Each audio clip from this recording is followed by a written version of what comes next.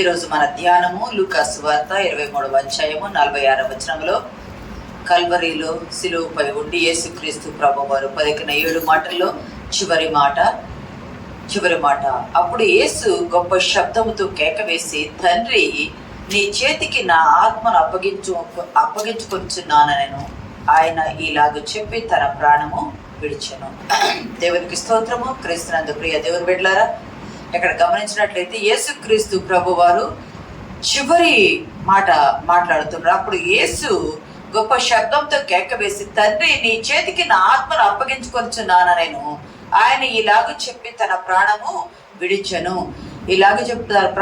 ప్రభువు తాను జీవించిన దినాల్లో పలికిన మాటలన్నిటికంటే సిలువుపై పలికిన మాటలు ప్రత్యేకమైనవి. ఇవి మరణ వాంగ్మూలము. భూమిపై మానవ జాతికి ప్రభువారు చెప్పి లేదా వ్రాయించినటువంటి వీలునామా, సజీవుని వీలునామ. దేవుని నామానికి మహిమ కలుగును గాక. ఈరోజు మన సువార్త మొదటి మాట క్షమా సువార్త అనుకున్నాం, రెండవది రక్షణ సువార్త అనుకున్నాం, మూడవది అప్పగింద బాధ్యతాయుతమైన సువార్త అనుకున్నాము, నాలుగవది ఎడబాటు సువార్త అనుకున్నాము, ఐదవది ఆత్మల రక్షణ కొరకైన సువార్త అనుకున్నాము, ఆరవది విజయోత్సవ సువార్త అనుకున్నాము, ఏడవది అప్పగింత సువార్త. 7 మాటలు ప్రభువారు శిలువ మీద పలికి ఉన్నారు. అవి నేను అనుకుంటాను 7 ఖండాలకు ఇచ్చిన మాటలు అనుకుంటాను. 7 మాటలు 7 ఖండాలకు ఇవ్వబడ్డ, భూమి ఉన్నంత వరకు ఈ 7 మాటలు 7 ఖండాల వరకు కూడా ఇవ్వబడ్డ మాటలుగా ఉన్నాయి. గమనించినట్లయితే ఇక్కడ 7 అనే ఈ మాటకు, ఈ నెంబర్కు మాట కాదు, ఈ 7 అనే నెంబర్కు ఒక ప్రత్యేకత ఉంది. ఇది పరిపూర్ణమైనది, ఇది సంపూర్ణమైన అంకిగా ఉండటానికి నిదర్శనంగా ఉంది. సిలువపై యేసుక్రీస్తు ప్రభువారు 7వ మాట పలికి మరణించగానే ఈ మాట చెప్పి, తండ్రి, నీ చేతికి నా ఆత్మను అప్పగించుకొంచున్నాను అని మాట చెప్పి ఆయన తన ప్రాణము విడవగానే దేవాలయపు తెరపై నుండి క్రిందికి చినిగింది. అది శుభ్రం చేయాలంటేనే 300 మంది మనుషులు ఉండి దాన్ని శుభ్రం చేయడానికి 300 మనుషులు పట్టుకొని పైకి లేపేంత బరువు కలిగినది. అంత బరువు కలిగిన ఆ తెర 60x30 ఉండే అంత బరువు ఉండే ఆ తెర పై నుండి క్రింది వరకు చినిగింది. అంటే దేవుడు ఏం చేశాడంటే, దేవునికి మానవునికి మధ్య తెర లేదా పాపం అనేది అడ్డుగా ఉన్నది అనుకున్నాం, దేవుని చుట్టానికి లేకుండా. కానీ ఇప్పుడు ఆ తెర ఎందుకు చింపేశారయ్యా ప్రభువారు? ఎందుకు అది చిరగబడిందయ్యా అంటే, ఇంక మీకు అడ్డు లేదు. తండ్రితో పాపమునకు నేను ప్రాయశ్చిత్తం చేశా కదా, తండ్రితో మిమ్మల్ని సమాధానపరిచా కదా, ఇంక మీకు ఈ తెర అనేది అడ్డు అవసరం లేదు అని ప్రభువారు చెప్పారు. దేవాలయం తెర జరిగింది, బండలు బ్రద్దలైనవి, సమాధులు తెరవబడ్డాయి, మృతులంటే పరిశుద్ధులు లేచి కొందరికి కనిపించారు అని ఉన్నది. అంటే ఈయన అక్కడున్న శతాధిపతి, ఈయన నిజముగా దైవ కుమారుడే. ప్రభువారు పలికిన 7 మాటల్లో మొదటి 3 మాటలు 9 గంటల నుండి 12 గంటల లోపు మాట్లాడిన మాటలు, అది గ్యాప్ తీసుకుని మాట్లాడిన మాటలు. కానీ 4 నుండి 7 మాటలు 3 గంటల సమయంలో 3 గంటలు కావస్తుంది అనగా మాట్లాడిన మాటలు దగ్గరగా నిమిషాలు సెకండ్ల వ్యవధిలో మాట్లాడిన మాటలని పండితుల అభిప్రాయం. ఎందుకంటే ఇంచుమించు 3 గంటలప్పుడు ఏలి లామా సభక్తి అని మాట్లాడారు, ఇంచుమించు 3 గంటలప్పుడే దప్పికొనుచున్నా అన్నారు, ఇంచుమించు 3 గంటలప్పుడే సమాప్తమైందని చెప్పారు, ఇంచుమించు 3 గంటలప్పుడే నీ చేతికి నా ఆత్మను అప్పగించుకొంచున్నానని చెప్పారు. ఆ మాట అని బిగ్గరగా కేక వేశారు అని ఈ మాటలకి 4వ మాటకు, 6వ మాటకు, 7వ మాటకు బిగ్గరగా కేక వేశాను అనే మాట చెప్పబడింది. ఇది మత్తయి సువార్త 27:46 చూడవలసిన లేదు, కానీ యోహాను 19:30లో ఉంది, మత్తయి 27:50లో ఉంది, మార్కు 15:37లో ఉంది. 7వ మాట లూకా సువార్త 23:46లో ఈ మాట ఆయన బిగ్గరగా చెప్పాను. అది 3 గంటలప్పుడు ప్రభువారు చెప్పారు. 3 గంటలప్పుడు ఎందుకు ప్రాణం విడిచారు ప్రభువారు? అందుకు ముందైనా విడవచ్చు, తర్వాత విడవచ్చు కదా.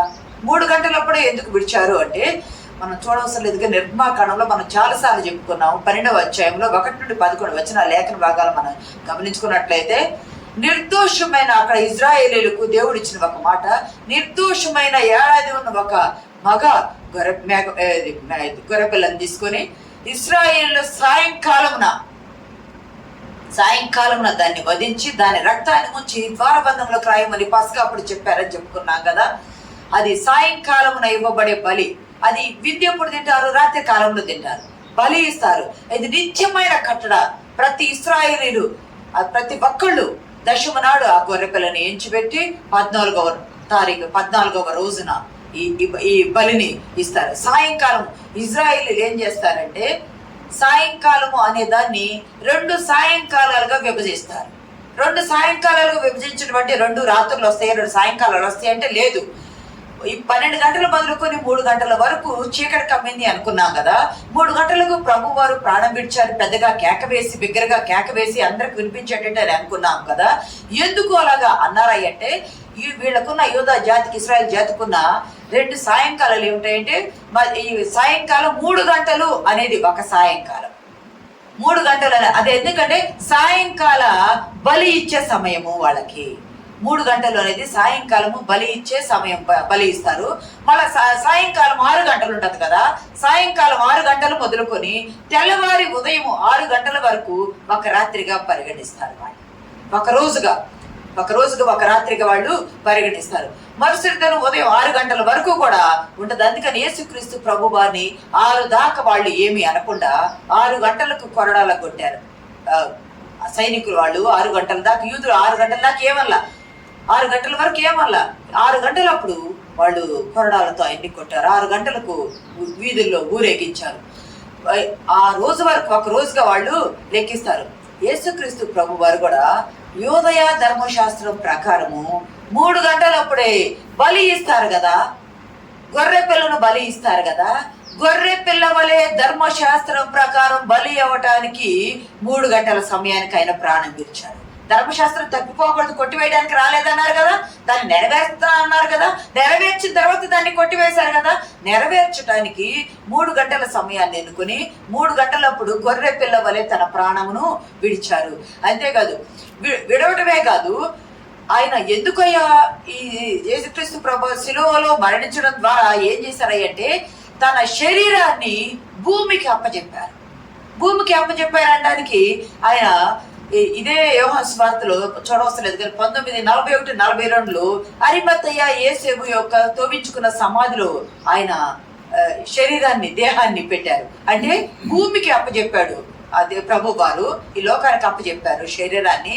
తన ప్రాణాన్ని తన ఇష్టపూర్తిగా నా ప్రాణం పెట్టుటకు తిరిగి తీసుకున్నటకు అది అధికారము కలదు, అది నాకు తండ్రి నుండి వచ్చిన అధికారము అని చెప్పారు కదా యోహాను సువార్త 10:17-18. ఒకసారి చదువుతారా? నేను దాన్ని మరలా తీసుకున్నట్లు నా ప్రాణం పెట్టుచున్నాను, ఇందువలన నా తండ్రి నన్ను ప్రేమించుచున్నాడు, ఎవడును నా ప్రాణం తీసుకున్నాడు, నా అంతటా నేనే దాన్ని పెట్టుచున్నాను. ఎవడును నా ప్రాణం తీసుకున్నాడు, నేను ప్రాణం పెట్టడం వల్ల తండ్రి ఇష్టపడుతున్నాడు, సంతోషపడుతున్నాడు. తండ్రి అందుకే నన్ను ప్రేమిస్తూ ఉన్నారు. ఈ కార్యం చేశాను కనుకనే నా అంతటే దేహాన్నేమో భూమికి అప్పచెప్పారు, ప్రాణమేమో తన ఇష్టపూర్తిగానే తాను పెట్టారు. ఎందుకంటే తిరిగి తీసుకునే అధికారం తనకున్నది కాబట్టి ఇష్టపూర్తిగానే పెట్టారు. ఆత్మను తండ్రి చేతికి అప్పచెప్పారు. అంతేకాదు, యూదులు నిద్రించే సమయంలో పగలంతా పనులు చేసుకుంటారు కదా, వారి పనుల్లో ఉంటారు కదా. సాయంకాల సమయంలో నిద్రించే సమయంలో ఏం చేస్తారంటే ప్రార్థన చేసుకుంటూ ఉంటారు. ప్రార్థన చేసుకునే ముందు వాళ్ళు చేసే ప్రార్థనలో ఈ మాట వస్తుంది, తండ్రి నా ఆత్మను నీ చేతికి అప్పగించుకొస్తున్నాను.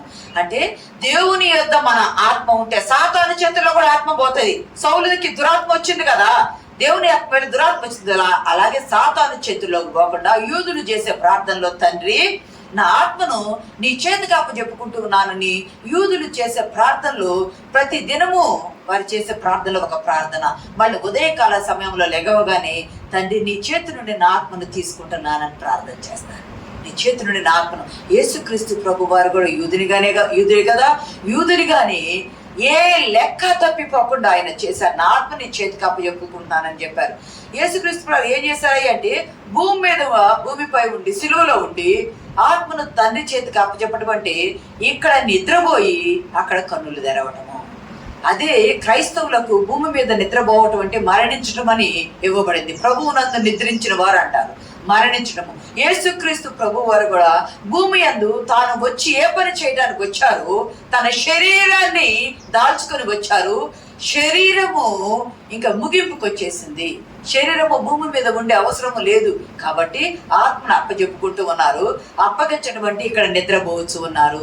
ఇక్కడ నిద్రపోవచ్చు అంటే అక్కడ పరలోకములో కళ్ళు తెరుచుట. ఇక్కడ 1వ మాట 7వ మాటలో తండ్రి అంటున్నారు. 4వ మాటకు వచ్చేటప్పటికేనేమో నా దేవా నా దేవా అన్నారు. కానీ మొదటి మాటలో తండ్రితో సమాధానం ఉన్నది. 4వ మాట దగ్గరకు వచ్చేటప్పటికే తండ్రితో సంబంధం లేదు, సంబంధం తెగిపోయింది. సంబంధం తెగిపోయినప్పుడు నా దేవా అని ఒక యాజకునిగా లేదా ఒక పాపిగా ఆయన మొరపెట్టడం అయింది. ఇక్కడ గమనించినట్లయితే 7వ మాటకు వచ్చేటప్పటికి పాప ప్రోక్షణ జరిగిపోయింది, పాపం మోపబడింది, పాపం మోసిన గొర్రెపిల్ల అయ్యారు. ఇంకా ఆయన తండ్రితో సమాధానం జరిగింది కాబట్టి తండ్రి అని మళ్ళీ చివరి మాటలో తండ్రితో సమాధానం వచ్చేసింది. మనల్ని సమాధాన పరిచారు కాబట్టి తండ్రి అని మళ్ళీ చివరి మాటలో ఇక్కడ తండ్రి అని ప్రభువారిని తండ్రిని పిలుస్తూ ఉన్నారు ప్రభువారు. ప్రియ సంగమా దేవుని బిడ్డలారా, ఎందుకు పిలుస్తున్నారు? తండ్రి నీవు నన్ను పంపావు, నీవు పంపిన పనిని నేను పూర్తి చేసి మరలా నీ యొద్దకు వచ్చుటకు నా ఆత్మను నీకు అప్పచెప్పుకుంటూ ఉన్నా. నువ్వు పంపిన పనిని పూర్తి చేసేసా, ఇంక మిగిలించాల్సింది ఏమీ కూడా లేదు. ఇంకా అయిపోయింది, ముగింపు. వీడ్కోలు బలికాను. వీడ్కోలు బలికి నేను ఈ లోకానికి వీడ్కోలు బలికి మళ్ళీ నేను నీ యొద్దకు వచ్చేస్తున్నాను. అందుకని నా ఆత్మను నీ యొద్ద ఉంచుతున్నా. నా ఆత్మ నీ యొద్ద ఉంటే భద్రంగా ఉంటది. నా ఆత్మని యొద్ద ఉంటే భద్రంగా ఉంటది. సాతాను కూడా పట్టుకోవడానికి ఆస్కారం ఉంటుంది. కానీ సాతానికి అప్పచెప్పటం అంటే ఏదైనా ఒక వస్తువును కానీ ఒక పదార్థాన్ని ఒకరి చేతికి ఇచ్చి భద్రపరచుంటే వారి దగ్గర జాగ్రత్తగా ఉంటుందని తండ్రి చేతికి అప్పచెప్పుకుంటున్నారు. ఈ మాట అప్పచెప్తూ బిగ్గరగా కేక వేసను అని ఉన్నది. ఈ మాట అప్పచెప్తూ బిగ్గరగా కేక వేసినది. ఈ కేక సాయంకాల బలి. ఈ కేక సాయంకాల బలి. ఈ బలి అర్పించే సమయంలో బలి పూర్తయినాక యాజకుడు ఏం చేస్తాడంటే బూర ఊదుతాడు. 3 గంటలకు బలి పూర్తయిపోయింది కదా. బలి పూర్తయిపోయిన ప్రతి ఇంటికి ఒక గొర్రెపిల్లని తీసుకోవాలన్నారు కదా. 3 గంటలకి బలి ఇస్తారు కదా. బలి పూర్తయిపోయిన తర్వాత యాజకుడు ఏం చేస్తాడు? బూర ఊదుతాడు. బాగా బూర ఊదుతాడు. ఎందుకు బూర ఊదుతాడయ్యా అని అంటే బలి పూర్తయిపోయింది అని ప్రజలందరికీ తెలియపరచడానికి బూర ఊదుతాడు. అంటే పెద్ద శబ్దము చేయుట. యేసుక్రీస్తు ప్రభు వారు కూడా నా తండ్రి నీ చేతికి నా ఆత్మను అప్పగించుకొనుచున్నానని నేను ఆయన ఈలాగు చెప్పి తన ప్రాణము ఇచ్చును. గొప్ప శబ్దముతో అనే మాట ఉన్నది. గొప్ప శబ్దంతో అంటే బిగ్గరగా కేక వేయుట. యేసుక్రీస్తు ప్రభు వారే గొర్రెపిల్ల. యేసుక్రీస్తు ప్రభు వారే యాజకులకు ప్రధాన యాజకుడు. యేసుక్రీస్తు ప్రభు వారే బలి అయ్యాను అని చెప్పడానికి ఇంకొక ప్రధాన యాజకుడు వచ్చి ఎవరో బోధన కదా బలి అయిపోయారని.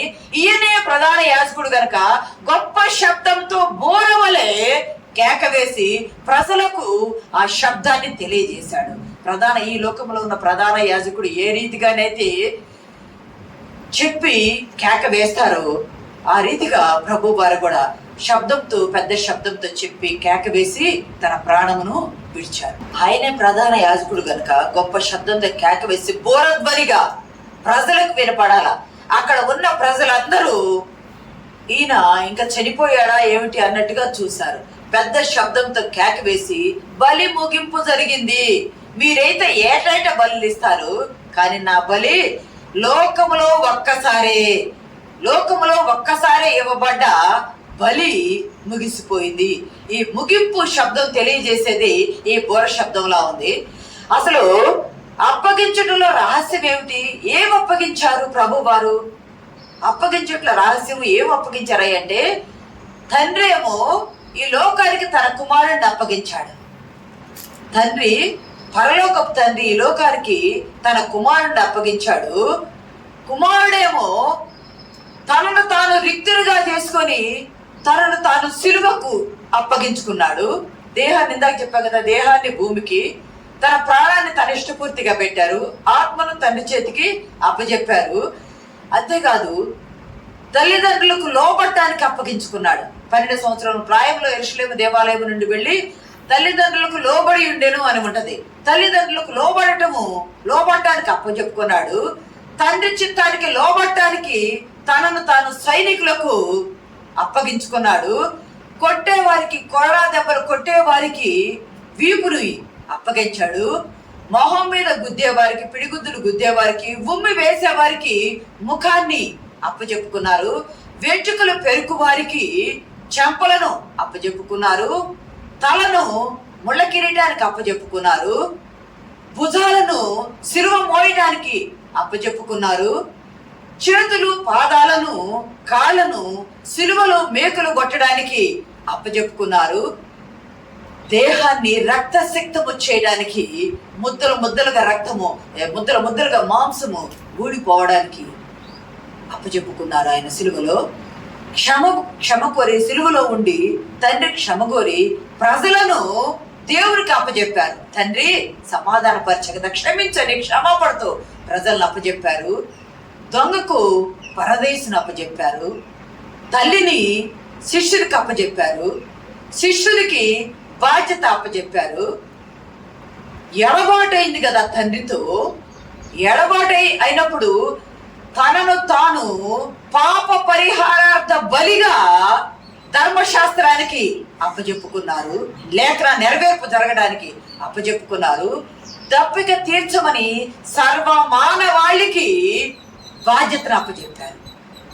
ఆయన దప్పిక తీర్చాలంటే అనేకులను ఆయన ఎదుకు నడిపించటం ఆయన దప్పిక అని చెప్పుకున్నాం కదా. సర్వ మానవాళికి దప్పిక తీర్చమని ఆ బాధ్యతను అప్పచెప్పారు. సమస్తము సమాప్తం చేసి తన పరిచర్య ముగించి, తండ్రి నీవు నాకు చెప్పిన పని అంతా నేను చేశాను, ఇదిగో లెక్కను తండ్రికి అప్పచెప్పి సమస్తము సమాప్తం చేశారు.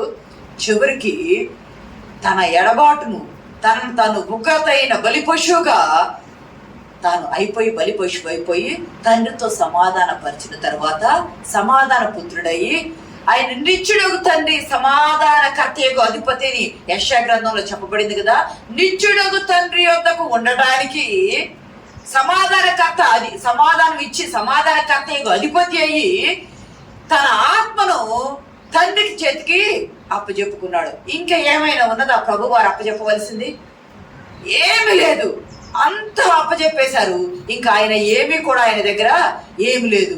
ఆయన భూమిపై నిద్రకు వెళ్ళే యూదుని వలె ఆత్మను అప్పచెప్పుకొని ఆయన శిలువపై బిగ్గరగా కేక వేసి నిద్రపోయారు. ఇది ప్రవచన నెరవేర్పు. ఇది నా ఆత్మను నీ చేతికి అప్పచెప్తున్నాను. కీర్తన గ్రంథము సంకీర్తన 31:5 ఒకసారి చదవండి. సంకీర్తన 31:5.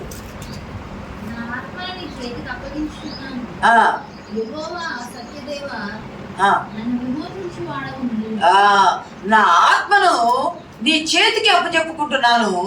యెహోవా సత్యదేవా, నీవు నన్ను విమోచించేవాడవయ్యా. ఈ లోకములో పాపం మీద వేసుకుని ఉన్న ప్రభువును విమోచించేది యేసుక్రీస్తు ప్రభు వారే. ప్రియ సంగమా, నా ఆత్మను నీ చేతికి అప్పచెప్పుకున్న ప్రవచనం నెరవేరాలి కదా. ఇదే 16వ కీర్తన 10వ వచనంలో అంటది, నీవు అంటారు ప్రభు వారు, నీవు లేఖన భాగం, నీవు నా ఆత్మను పాతాళములో విడిచిపెట్టవు, నీ పరిశుద్ధుని కుళ్ళు పట్టనీయవు, నీ పరిశుద్ధుని కుళ్ళు పట్టనీయవు. ఈ లేఖన నెరవేర్పు జరగాలి.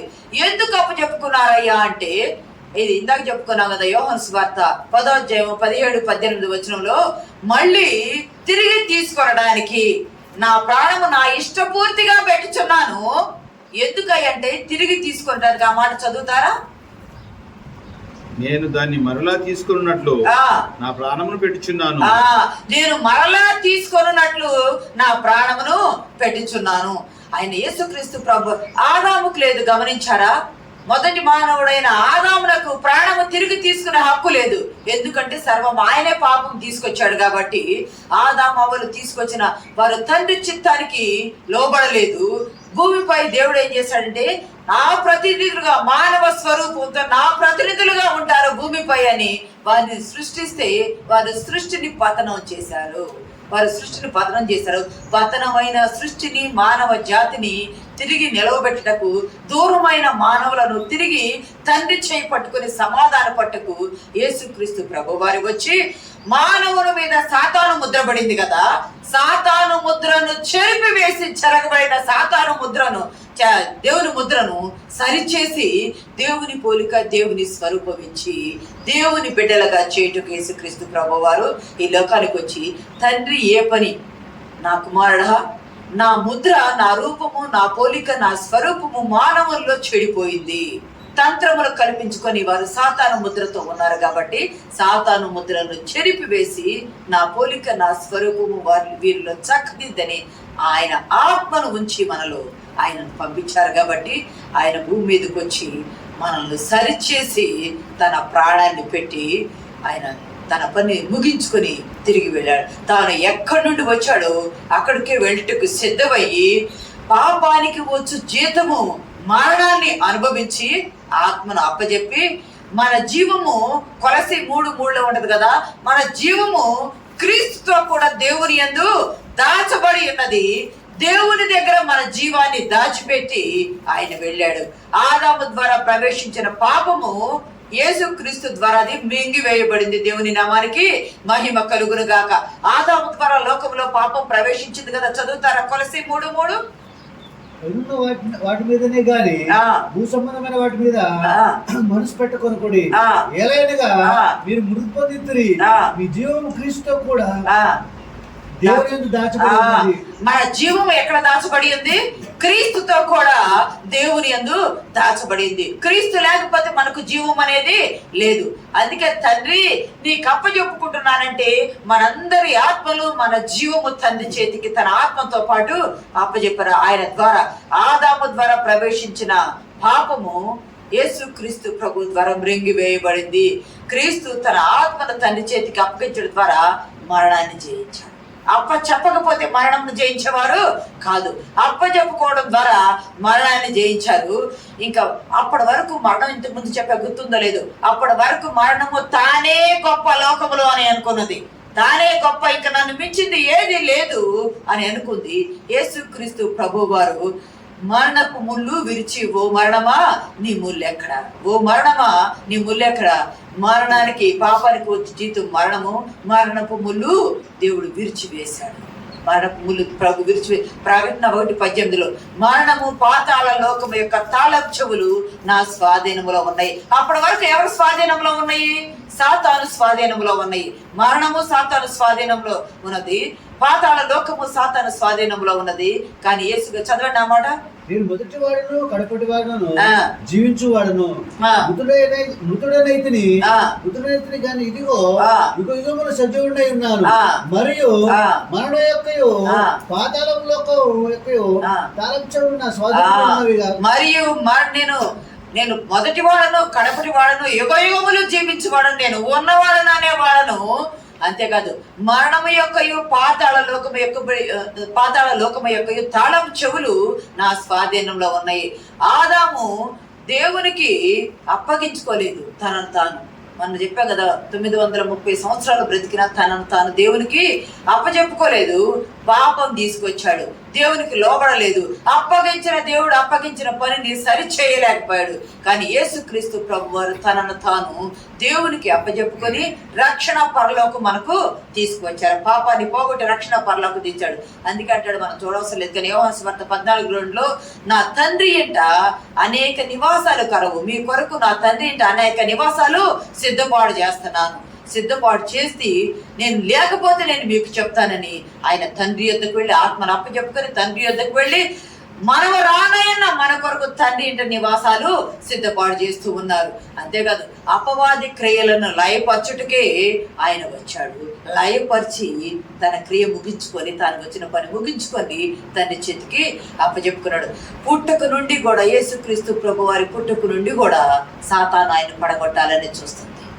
పుట్టినప్పుడు పిల్లల్ని చంపించాలని చూసింది, కొండపేటల మీద పడదొయ్యాలని చూసింది, బాప్తిసం తీసుకున్న తర్వాత ఆయన శోధించాలని చూసింది, ఎప్పటికప్పుడు చంపాలనే ప్రయత్నం చేసిన ఆయన సమయం వచ్చే వరకు కూడా దాని చేతికి ప్రభువారు అందలేదు. సిలువలో చంపేశానని అని అదనుకున్నది సాతానుడు అనుకున్నాడు. కానీ ప్రభువారు యోహాను 10:17 చెప్పినట్టుగా నా ఇష్టపూర్తిగా నా ప్రాణం పెడుతున్నా, నేను పెట్టుట నా తండ్రికి ఇష్టము. కాబట్టి ప్రవచన నెరవేర్పు జరగాలంటే నా ఆత్మను నీ చేతికి అప్పచెప్పుకున్న కీర్తన గ్రంథము 1000 రాయబడిన కీర్తన ప్రవచన నెరవేర్పు జరిగి ఆత్మను అప్పచెప్పుకొని తండ్రి యొద్దకు వెళ్ళి తండ్రి కుడి పార్శ్వన ఆశయం మన నిమిత్తం పరిశుద్ధాత్మతో కూడి విజ్ఞాపన చేస్తూ ప్రభు సన్నిధానములు మన ఆత్మలకు సమాధానము శాంతిని అనుగ్రహించుటకు సిద్ధపడి ఉన్నాడు. ప్రభు మనకు పెట్టిన ఆ కేక బలి కేక, మా ప్రభు వారు పెట్టిన ఆ కేక బలి అర్పణ పూర్తయిందని శబ్దం చేసే కేక. ఆ కేక మరలా ప్రభు వారు రెండవ రాకళ్ళు వచ్చేటప్పుడు బోర ఓదబడింది. అది సిద్ధపాటుగా ఉండండి అని చెప్పడానికి పెట్టే కేక. ఈ కేక మీ కొరకు మీరు భయపడవలసిన పని లేదు, మిమ్మల్ని అపవాది చేతుల్లో నుండి విడిపించాను, నేను తండ్రికి అప్పచెప్పుకున్నాన్ని చెప్పబడిన ఈ చివరి కేక. ప్రియ సంగమా దేవుని బిడ్డలారా, అప్పగింత సువార్తను అప్పచెప్పి ప్రభు తన ప్రాణం విడిచాడు. ఈ రీతిగా మన కొరకు ప్రాణం పెట్టి బలి అయిన ప్రభు మరలా తిరిగి త్వరలో రానయ్యున్నారు. రాకడకు మీరు సిద్ధపడి ఉండి మెళకువగలిగి ఉండి ఆత్మ నింపుదలతో ఉండి నా రాకడకు కనిపెట్టమని చెప్పారు. అలా కనిపెట్టుడు పరిశుద్ధాత్మ దేవుడు మనకు సహాయం దయచేయను గాక. ఆమేన్.